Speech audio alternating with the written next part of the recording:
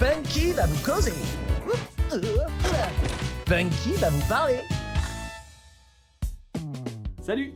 Je suis très content de vous retrouver dans ce format à la chill dans mon fauteuil pour une nouvelle vidéo. D'ailleurs, je sais pas si vous vous souvenez, lors de la dernière vidéo comme ça, je vous avais parlé d'un podcast qui allait arriver. Et bah ça y est, ce podcast il existe. Ça s'appelle 1001 jeux à découvrir avant de mourir et c'est dispo exclusivement sur mon Patreon pour le moment. Mais pour les petits curieux qui voudraient quand même savoir à quoi ça ressemble, sachez qu'il y a un épisode en accès libre disponible directement sur mon flux podcast, au même endroit où je poste toutes les émissions qu'on enregistre dans ce fauteuil. Alors il y a pas si longtemps, dans la dernière vidéo, on avait parlé de jeux annulés. Et depuis, j'y ai réfléchi et c'est vrai qu'il y a pas mal de jeux annulés auxquels j'arrête pas de repenser. Parce que justement, je pense qu'il y a rien de plus frustrant d'avoir envie de quelque chose et de pas pouvoir se le procurer. Bon alors à ce niveau-là, on va dire que chacun a ses propres préférences. Bon moi perso, j'ai quelques soft spots. Peut-être le plus gros exemple de jeu qui m'est resté en tête après avoir été annulé, c'est StarCraft Ghost, qui était un jeu d'action à la troisième personne pour console annoncé par Blizzard dans les années 2000. Il y a eu une période où c'était multi-support, puis c'est passé en exclu Xbox, et il faut dire que ça donnait vachement envie. Il y avait un espèce de mélange d'infiltration et d'action, avec une héroïne super charismatique, ce qui était loin d'être la majorité des jeux de l'époque. Le jeu m'a fait littéralement rêver pendant des années, et quand je dis rêver, c'est vraiment pas une blague. Il se trouve qu'à l'été 2020, j'ai réellement rêvé de StarCraft Ghost, et je sais pas si c'est une coïncidence ou si c'est un vrai rêve prémonitoire, mais il se trouve que quelques semaines plus tard, ils ont retrouvé la bêta de StarCraft Ghost dans une Xbox.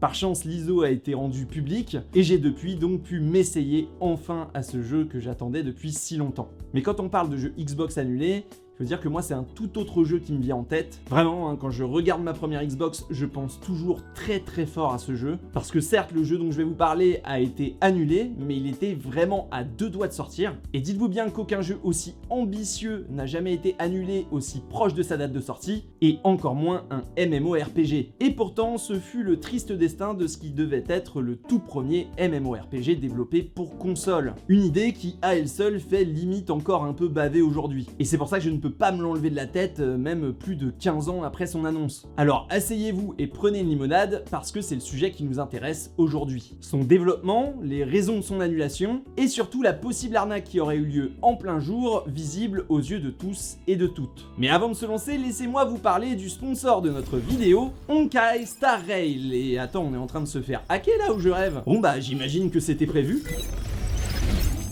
Honkai Star Rail, c'est le nouveau jeu de la série Honkai développé par le studio derrière le déjà célèbre Genshin Impact, accessible gratuitement sur PC, tablette et smartphone. Dans ce jeu de stratégie RPG gratuit, vous allez découvrir un tout nouvel univers où des mythes et légendes se mêlent à du space opéra qui vous fera explorer une galaxie de mondes très vaste remplie de labyrinthes et d'énigmes. Un terrain de jeu dans lequel vous vivrez des batailles épiques grâce au système de combat au tour par tour pour une aventure bourrée de surprises et de récompenses. Avec ses compagnons et ses environnements qui se renouvelle régulièrement, Honkai Star Rail propose un système très complet d'amélioration pour votre groupe de personnages qui permet de bien optimiser les compétences de chaque protagoniste, vous proposant ainsi un système de jeu assez simple et satisfaisant à maîtriser. Surtout que le jeu vous le rend bien avec des effets spéciaux époustouflants pour chaque attaque qui finira toujours dans un feu d'artifice d'effets visuels. Et bonne nouvelle, sachez que la version 1.1 sera lancée le 7 juin et qu'elle apporte avec elle un tout nouveau personnage 5 étoiles, Silverwolf. Silverwolf est une des plus grandes hackers de l'univers et membre des Stellaron Hunters.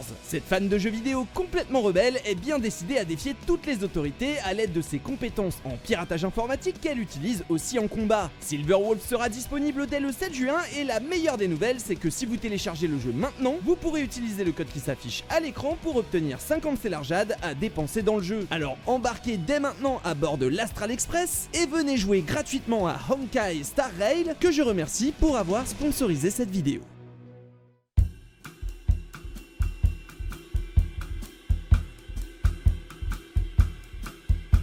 Alors quand on pense MMO sur console, on pense forcément tout de suite à Phantasy Star Online. Et c'est vrai que vous avez peut-être souvent entendu que Phantasy Star Online était le tout premier MMORPG sur console, et ça tombe bien qu'on en parle parce qu'on va pouvoir clarifier un petit peu tout ça. Moi j'y ai joué à PSO, et c'était pas vraiment un MMORPG. Effectivement, il y avait du multijoueur en ligne, principalement de la coopération à 4 joueurs, mais tout l'aspect évolution avec les autres joueurs qui viennent du monde entier était simplement réservé à des lobbies lobbies qui étaient dupliqués, hein, on n'était pas tous sur le même lobby, il y avait plusieurs lobbies avec un nombre limité de personnes. Je vous raconte tout ça pour clairement dire qu'on était quand même loin d'une expérience MMORPG telle qu'on la connaît aujourd'hui. Et même s'il y avait des bribes de ce qu'allait devenir le jeu massivement multijoueur en ligne dans les années qui suivent, c'est juste que ça ne constitue pas vraiment le premier MMORPG console. Ça veut pas dire qu'il a pas fait avancer les choses non plus, hein, non justement, Phantasy Star Online c'est une énorme avancée en termes de jeux multijoueurs. Faut dire que la Dreamcast elle a donné vie à un nombre illimité d'idées de jeux en ligne, et ce même si elle a pas vécu très longtemps. Mais heureusement Microsoft va vite prendre le relais avec sa première Xbox. Et d'ailleurs le Phantasy Star Online de Sega sera aussi de la partie. Bon par contre ce n'est pas lui qui va directement donner envie aux joueurs de se connecter à internet avec leur console. Non, l'essor du jeu en ligne sur console de salon, on le doit surtout à Halo 2. Et je pense que la plupart des possesseurs de Xbox qui ont connecté leur console à internet, ils l'ont fait pour ce jeu, surtout aux US où ça a été un véritable phénomène. Et justement c'est de Microsoft et de la première Xbox dont on va beaucoup parler dans cette vidéo, et précisément de cette période bien particulière où le jeu en ligne faisait ses premières armes sur console. Mais rassurez-vous, même si tout ça est très américano-centré, on va surtout parler d'un studio japonais qui est très important aujourd'hui. Ce studio c'est Level 5, que vous connaissez peut-être pour des grandes sagas du jeu vidéo, comme Professor Layton, Inazuma Eleven, ou même Ni no Kuni, mais la naissance de ce studio remonte aux années 2000 et correspond en tout point à la naissance de la PlayStation 2. En fait, Sony et Level 5 sont à la base intimement liés, puisque le studio Level 5 s'est justement créé autour de la création d'un projet pour la prochaine console de Sony qui n'était même pas encore sortie. En fait, dès 1998, soit 2 ans avant la sortie de la PlayStation 2, Sony va mettre lui-même sur pied ce studio,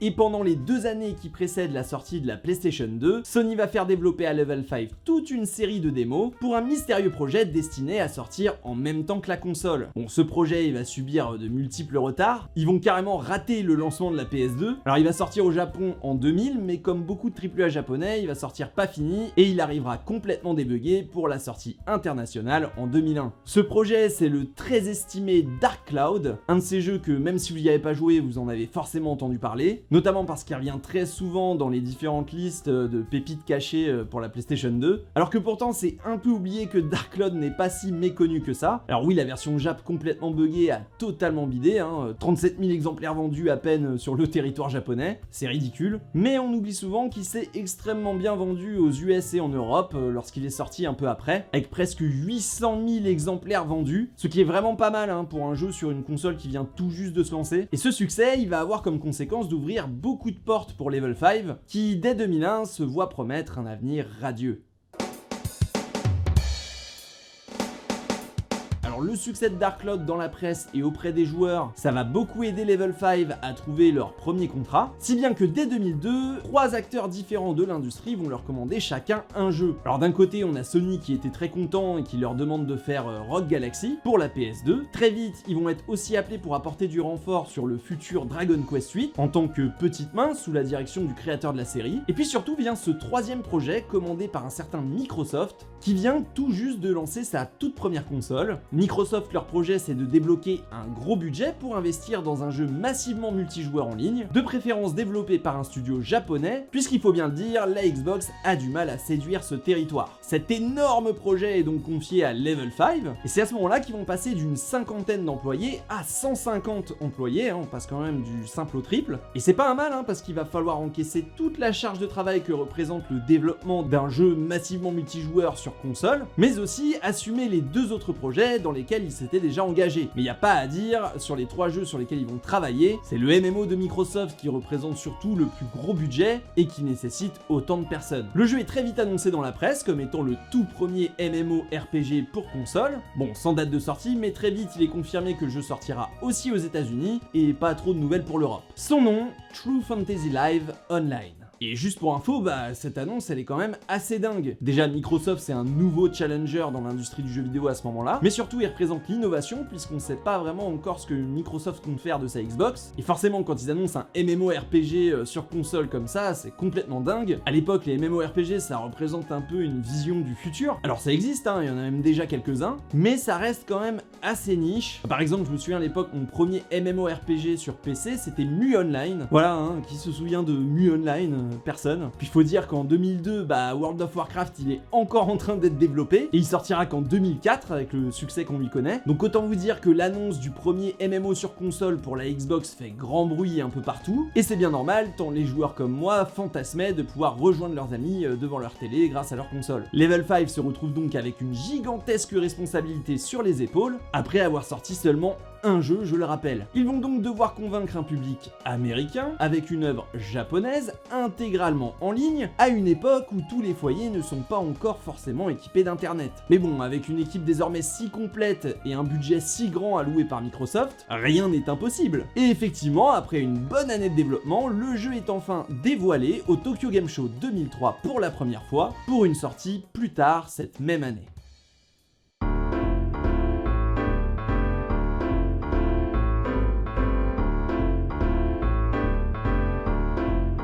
Alors la présentation de True Fantasy Live Online et les images qui l'accompagnent, elles vont faire beaucoup de bruit. On est en pleine guerre des consoles, et quand Microsoft montre comme ça un MMORPG qui tourne sur sa Xbox, tout le monde pense qu'ils vont mettre un gros coup de pied dans la fourmilière qu'est l'industrie du jeu vidéo. Les journalistes sont impressionnés, les joueurs sont hypés, et en plus de ça, les images d'un jeu relativement avancé mettent totalement en confiance quant à la pérennité du projet. Dans la presse, on liste déjà le nombre de features incroyables qui seront disponibles au lancement du jeu. Système de quête, PVP, magie, donjon, tout ce que vous attendez d'un MMO en 2003, mais jouable directement sous votre télé à la manette. C'est déjà très ambitieux, mais chez Level 5, on a de la suite dans les idées comme l'avait déjà prouvé Dark Cloud. Tout d'abord, dans True Fantasy Live Online, il y avait une vraie volonté de faire évoluer les joueurs dans un monde où le temps s'écoule. Les personnages étaient un petit peu comme des Tamagotchi, ce qui veut dire qu'ils subissaient des changements d'apparence, ils grossissaient, ils pouvaient vieillir. D'ailleurs, c'était le but, votre personnage devait grandir et vieillir avec le temps. Le monde du jeu aussi était évolutif, que ce soit vos quartiers ou les grandes villes qui devaient s'étendre avec le temps. Il y avait aussi tout un système dans le jeu où on pouvait tomber amoureux, se marier. Bref, l'idée c'était d'y vivre une espèce de deuxième vie virtuelle dans laquelle votre personnage pourrait habiter, vivre et vieillir. Alors oui, ça ressemble à du bullshit made in Peter Molineux. Je me rappelle que la promesse de Fable 1, c'était que tu pouvais planter une graine et voir l'arbre pousser au fil du temps, n'importe quoi. Bon après, pour la défense de Peter le mytho, on va dire qu'un arbre, ça met longtemps à pousser, et au final, on n'a jamais eu formellement la preuve que cette feature n'est pas dans Fable 1. Je sais que Peter Molineux dit et fait plein de bêtises, mais là, pour le coup, il y a présomption d'innocence.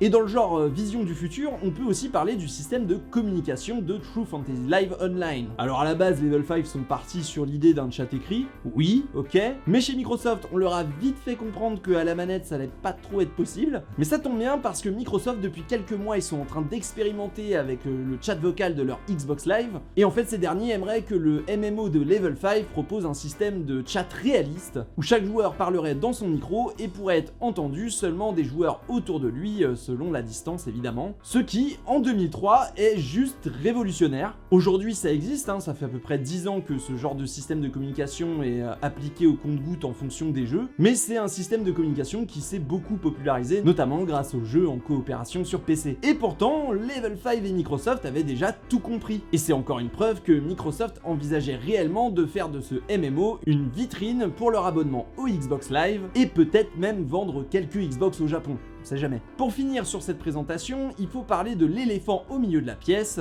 le moteur graphique super impressionnant de Level 5. Voilà, on est au tout début des avancées sur le cel shading, et pourtant ça a déjà grave de la gueule. C'est un monde qui a l'air gigantesque et il y a une vraie volonté de créer des lieux mémorables. En plus, il était promis que ce monde soit explorable à souhait à l'aide de montures. C'est vrai que le jeu a l'air incroyablement grand et super détaillé. Toutes les interfaces sont hyper soignées, les menus sont hyper propres, et ça m'étonne pas que j'ai eu envie d'y jouer à l'époque. Et d'ailleurs, personne ne se doutait vraiment qu'un jour ce jeu serait annulé.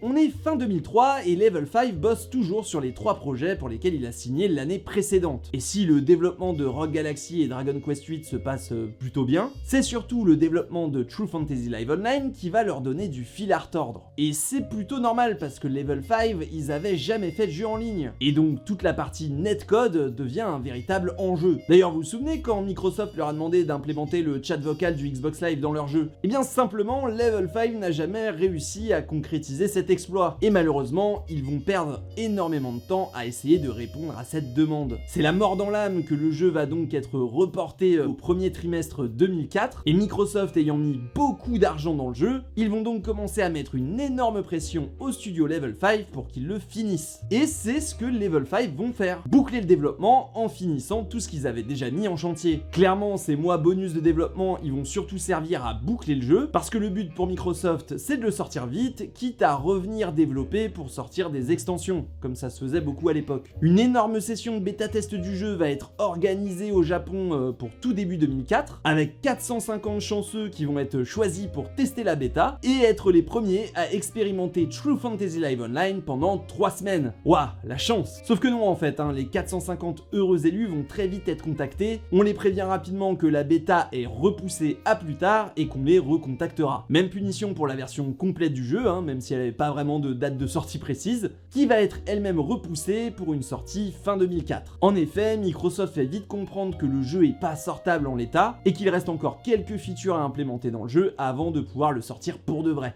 Malgré tout, l'été suivant, True Fantasy Live Online se fait ironiquement remarquer, justement parce que c'est le grand absent de l'E3 2004. Pas un seul mot à propos du jeu de la part de Microsoft sur le salon, et malheureusement, on n'aura toujours pas de date de sortie à ce moment-là. Et en fait, on va vite avoir une réponse. Quelques jours à peine après l'E3, c'est la branche japonaise de Microsoft qui va annoncer l'annulation pure et simple du jeu, en précisant que les équipes n'arrivaient pas à atteindre le degré de qualité qu'ils souhaitaient, et ce, malgré les nombreux reports du jeu par Microsoft. Et voilà, malheureusement, on n'en saura jamais plus que ça. Le jeu était pratiquement terminé lorsqu'il a été annulé, et une grande partie du jeu était totalement fonctionnelle, en tout cas tout ce qu'il fallait pour commencer à vivre une vraie aventure dans ce monde virtuel. Malheureusement, il manquait quelques features, et il aurait encore fallu le décaler de quelques mois pour que le jeu sorte enfin. Microsoft à ce moment-là, eux, ils regardent plutôt vers l'avenir, avec la Xbox 360, et s'il a été rapidement question de faire de True Fantasy Live Online un jeu pour cette console, d'abord sur disque, puis en téléchargement sur leur Xbox Live Arcade, bien tristement, on n'entendra plus jamais parler du projet, ni d'une quelconque collaboration entre Level 5 et Microsoft. D'ailleurs, Level 5 va renvoyer la balle à Microsoft, en expliquant que Microsoft était nouveau dans l'industrie et qu'il savait pas vraiment s'adapter à la méthode de travail des studios japonais. Microsoft, eux, vont lâcher à demi-mot que Level 5 c'est quand même un studio qui était pas assez expérimenté pour faire un projet aussi ambitieux. Une seule chose est sûre, Microsoft dans ce coup-là, il a perdu beaucoup d'argent, puisque le coût total du développement de True Fantasy Live Online est estimé à plus de 60 millions de dollars. Pour faire une idée, un jeu comme Fable 1, il aurait coûté 10 millions, et un jeu comme GTA San Andreas aurait coûté 26 millions de dollars. Donc 60 millions de dollars pour un jeu exclusif à la première Xbox qui est jamais sorti, ça pique. D'ailleurs après ça, Level 5 et Microsoft, ils vont rester fâchés un certain temps, et il aura fallu carrément attendre la sortie de Ni no Kuni 2 pour revoir un jeu Level 5 tourné dans une Xbox. Mais en même temps, je pense que Microsoft avait largement de quoi être en colère, parce que l'opération True Fantasy Live Online, elle aura été surtout avantageuse pour Level 5. Pour résumer, ils sont passés de 50 à 150 employés, et ils ont surtout passé 3 ans à peaufiner leur technique de cel shading, et à bosser leur meilleur système de JRPG. Et de là à dire que les 60 millions de Microsoft, ils ont surtout servi à financer le développement de Dragon Quest 8 et de Rogue Galaxy, il n'y a qu'un pas que je ne ferai pas.